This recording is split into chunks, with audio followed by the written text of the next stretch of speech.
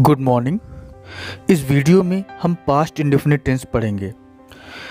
इस वीडियो में मैं आपको हिंदी टू इंग्लिश ट्रांसलेशंस की स्टेप बाय स्टेप जो प्रोसीजर होती है मैं उसको एक्सप्लेन करूंगा और इसके अलावा आपसे अपना ये एक्सपीरियंस शेयर करना चाहूँगा कि स्टूडेंट्स हमेशा टेंस पढ़ते रहते हैं लेकिन उनका कॉन्सेप्ट जो होता है वो क्लियर नहीं हो पाता है। वो जो प्रैक्टिकल नॉलेज होता है कि काम पढ़ने पर तुरंत सेंटेंस को ट्रांसलेट करके बोल पाना, वो चीज़ वो नहीं कर पाते हैं। तो आइए देखते हैं पास्ट इंडेफिनिट टेंस की पहचान क्या होती है। हिंदी में अगर कोई सेंटेंस पास्ट इंडेफिनिट में लिखा हुआ है तो इसे कैसे पहचानें। सबसे पहले आपको उस सेंटेंस के लास्ट में देखना है और पास्ट इंडेफिनिट टेंस की जो पहचान होती है वो होती है या, ये, आ, ई, ए। जैसे कि चिड़िया उड़ गई, मैंने खाना खा लिया। तो पास्ट इंडेफिनिट टेंस ही इकलौता ऐसा टेंस है जिसके लास्ट में ना तो है लगा हुआ है, ना तो था लगा हुआ है और ना ही गा, गी, गे लगा। दूसरी बात जो यहाँ पे क्लियर करना चाहूँगा कि टेंस में हम तब तक कॉन्फिडेंस नहीं पा सकते हैं जब तक कि हमें उन सभी टेंसेस की अच्छे से पहचान नहीं पता है। तो जब भी आप टेंस पढ़ना स्टार्ट करें तो सबसे पहले उन टेंसेस की पहचान का जो कॉन्सेप्ट है, पहले आप उस कॉन्सेप्ट को क्लियर करिए। पास्ट इंडेफिनिट टेंस से जुड़ी हुई कुछ इंपॉर्टेंट बातें पहले देख लेते हैं, इसके बाद हम आगे बढ़ते हैं। तो पास्ट इंडेफिनिट टेंस की पहचान जैसा कि मैंने आपको बताया, या, ये, आ, ई, ए। यहाँ पर भी स्टूडेंट्स गलतियाँ करते हैं, वो मैं आपको आगे अभी क्लियर करूँगा। दूसरी चीज़, पास्ट इंडेफिनिट टेंस ही इकलौता ऐसा टेंस है जिसके लिए वर्ब की सेकेंड फॉर्म बनाई गई है। वर्ब की सेकेंड फॉर्म का यूज़ सिर्फ और सिर्फ पास्ट इंडेफिनिट टेंस के सिंपल। तीसरी बात जो आपको पास्ट इंडेफिनिट टेंस में याद रखनी है वो ये कि पास्ट इंडेफिनिट टेंस के निगेटिव और इंट्रोगेटिव सेंटेंस की जो हेल्पिंग वर्ब होती है वो डिड होती है। और जिस सेंटेंस में हम डिड का यूज़ करते हैं एज अ हेल्पिंग वर्ब के तौर पर, वहाँ पर हम कभी भी वर्ब की सेकेंड फॉर्म का यूज़ नहीं करते हैं। स्टूडेंट्स सबसे ज़्यादा गलतियाँ यहाँ पे करते हैं, इसलिए मैं ये क्लियर करना चाहता हूँ कि आप निगेटिव और इंट्रोगेटिव सेंटेंस में आप डिड के साथ हमेशा वर्ब की फर्स्ट फॉर्म ही यूज़ करेंगे। सबसे पहले इसके स्ट्रक्चर्स देख लेते हैं। सबसे पहला स्ट्रक्चर सिंपल सेंटेंस के लिए सब्जेक्ट प्लस वर्ब की second form plus object, simply इसमें कोई भी हेल्पिंग वर्ब नहीं लगी हुई है।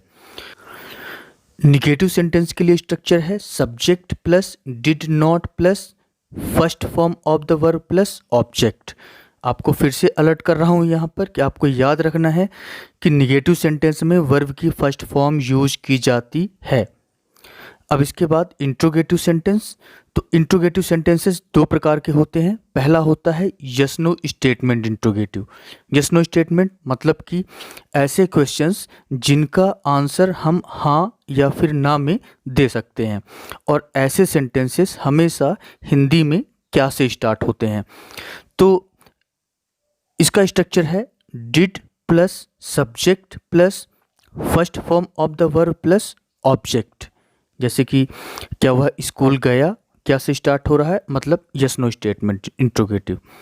और दूसरी तरह का जो इंट्रोगेटिव होता है वो होता है WH इंट्रोगेटिव। WH वर्ड्स यानी कि व्हाट, व्हेन, वेयर वाले।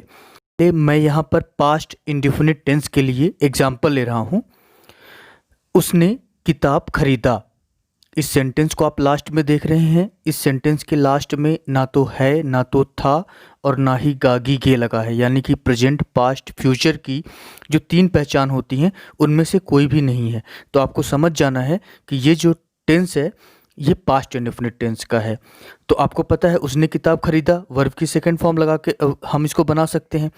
अब अगर इसी सेंटेंस के लास्ट में मैंने है लगा दिया, उसने किताब खरीदा है, तो अब जब लास्ट में आप देखेंगे तो यहाँ पर आ है आ रहा है। आ है मतलब कि अब ये पास्ट इंडेफिनिट से सीधे प्रेजेंट परफेक्ट में चेंज हो गया, क्योंकि प्रेजेंट परफेक्ट टेंस की पहचान होती है चुका है, आ है और ई है।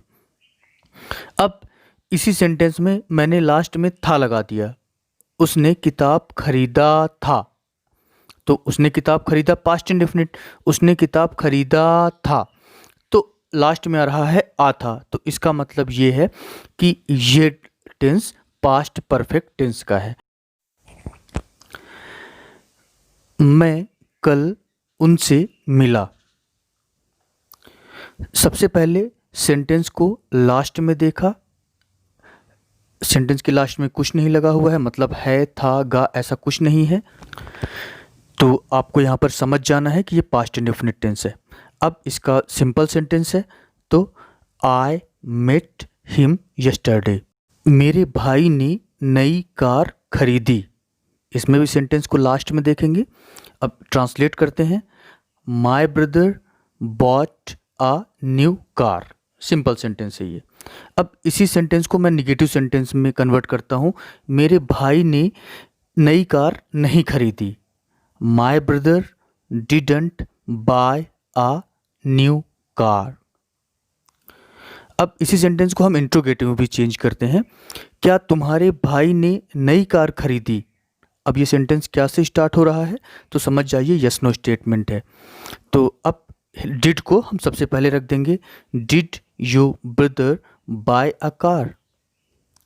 अब इसी को हम WH में भी कन्वर्ट कर लेते हैं, तुम्हारे भाई ने नई कार कब खरीदी। अब सेंटेंस को हमने पढ़ा, इसमें WH जो वर्ड है वो है कब, यानी कि व्हेन।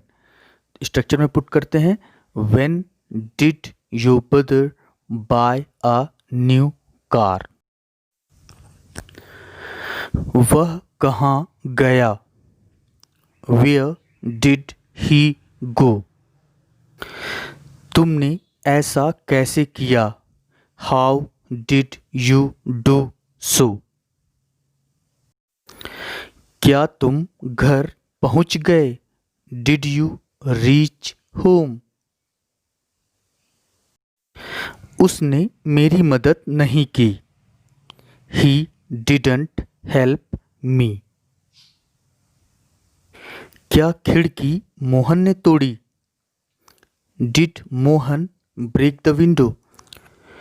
तो आई होप कि अब आप ट्रांसलेट कर पाएंगे। Thank you so much for watching this video.